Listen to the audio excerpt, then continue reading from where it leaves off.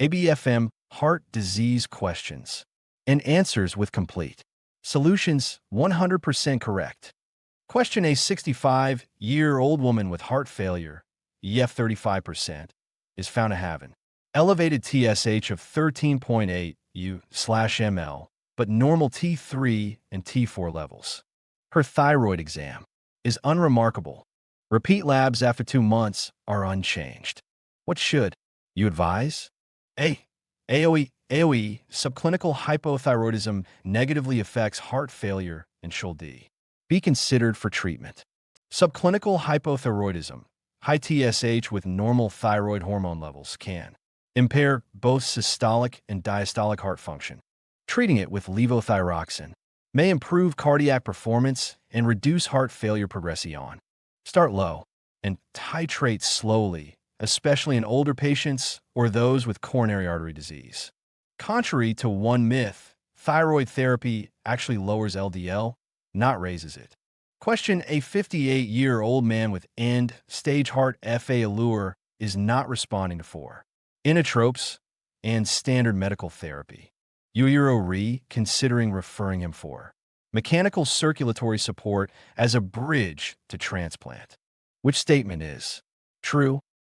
Mechanical circulatory support typically improves quality of life while awaiting heart transplantation. Bridge therapy with devices like LVADs, left ventricular assist devices, can stabilize patients and enhance their daily function as they await a donor heart. It's not limited only to transplant-eligible patients, nor is it only for those with biventricular failure.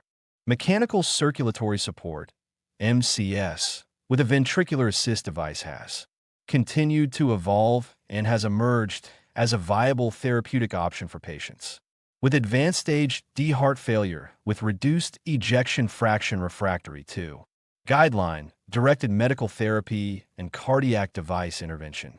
A variety of ventricular assist devices are now available.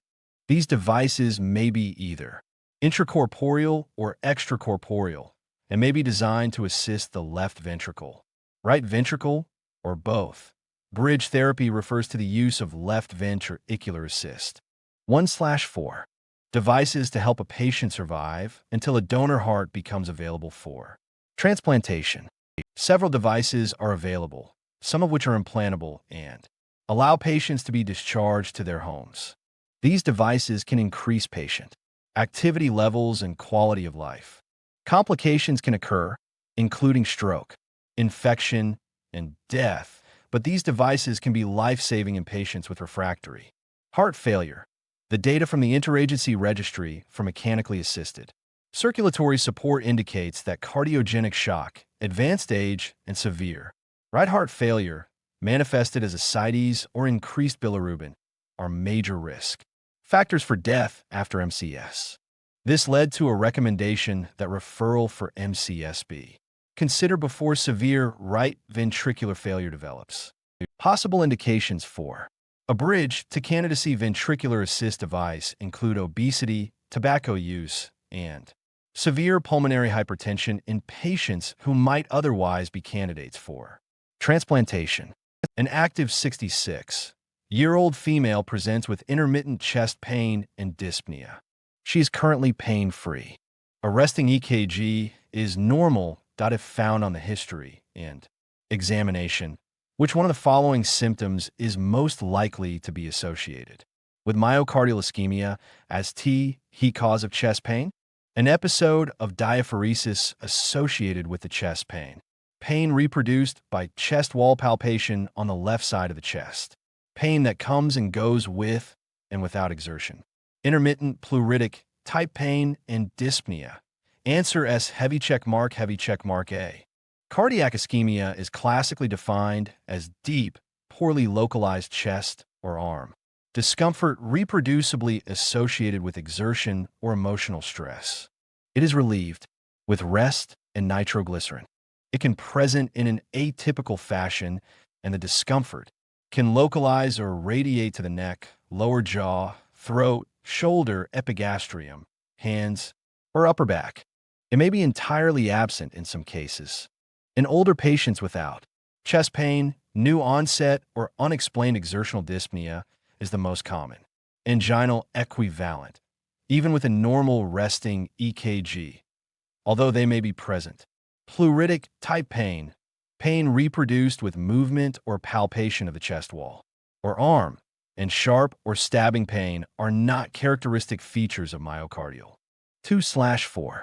Ischemia, very brief episodes of pain, lasting a few seconds or less, are also not characteristic of myocardial ischemia. In a meta-analysis of symptoms useful in diagnosing acute coronary syndrome in a low-risk setting, diaphoresis was found to be the strongest predictor of myocardial infarction. MI. Likelihood ratio, LR, equals 2.44, and the presence of chest wall tenderness significantly reduced the possibility of MI. LR equals 0.23. A completely normal EKG does not exclude the possibility of acute coronary syndrome because 1% to 6% of SU patients eventually are found to have an acute myocardial infarction, non-ST segment elevation by definition, and at least 4% have unstable angina. A 69-year-old female with a history of chronic hypertension and a previous myocardial infarction sees YOU for follow up 6 weeks after being hospitalized for chest pain. During her hospitalization, she underwent cardiac catheterization, which showed only a lesion in the circumflex that was less than 50% occluded. An EKG revealed sinus bradycardia of 52 beats/min, multifocal PVCs, and a QRS interval of 0.10 seconds. Echocardiography revealed a left ventricular ejection fraction of 32%. Although the patient feels comfortable at rest, she reports that she has difficulty walking up a single flight of stairs.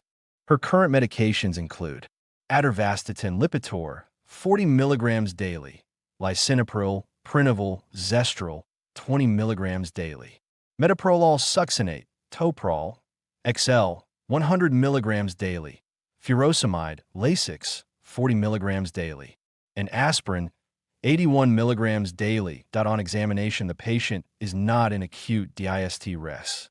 Her blood pressure is 132/78 mmHg, and her pulse rate answers heavy checkmark D. Aldosterone antagonists are important in the management of severe heart failure. The addition of an aldosterone antagonist to a beta blocker and an ACE inhibitor was shown in the randomized aldactone evaluation study to reduce rates of death and hospital readmissions in selected patients with moderate to severe symptoms of heart failure and a reduced left ventricular ejection fraction, LVEF, SORB.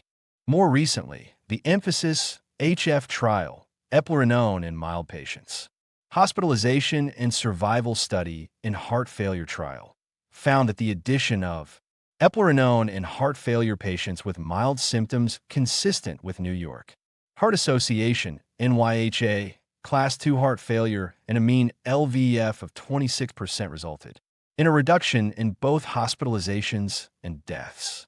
Current American Heart Association guidelines recommend the addition of an aldosterone antagonist to an ACE inhibitor and I superscript 2 blocker in selected patients with moderately severe 3/4 severe symptoms of heart failure and a reduced LVEF, although the addition of digoxin can be of benefit in selected heart failure patients by reducing the risk for hospitalization. It has not been shown to reduce mortality, SORB.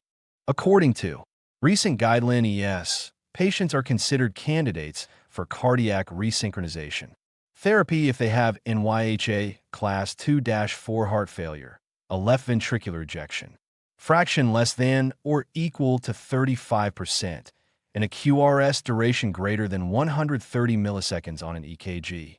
However, 30% to 35% of patients who meet these criteria are non-responders with no symptomatic improvement or reverse left ventricular remodeling. Left bundle branch block morphology a QRS duration, A per thousand yen, 150 ms, and adequate coronary sinus anatomy have been most closely associated with a favorable response. Mitral valve regurgitation, right ventricular dysfunction, and atrial fibrillation have been shown to have a negative impact on patient R. You admit a patient with acute coronary syndrome to the hospital. Which one of the following is true regarding the differences between low molecular weight heparin, LMWH, and unfractionated heparin, UFH?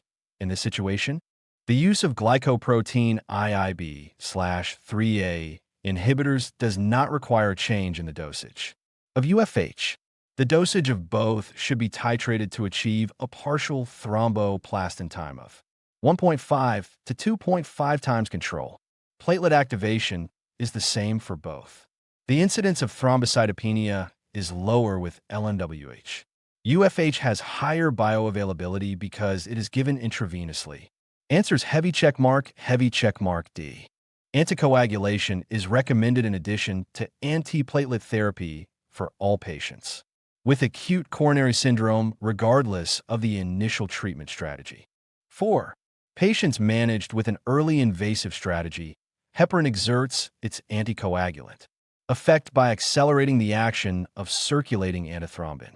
It is available as either intravenous unfractionated heparin, UFH, or subcutaneous low molecular weight heparin, LMWH. LMWH offers greater bioavailability than UFH because of powered by TCPDF, www.tcpdf.org/4.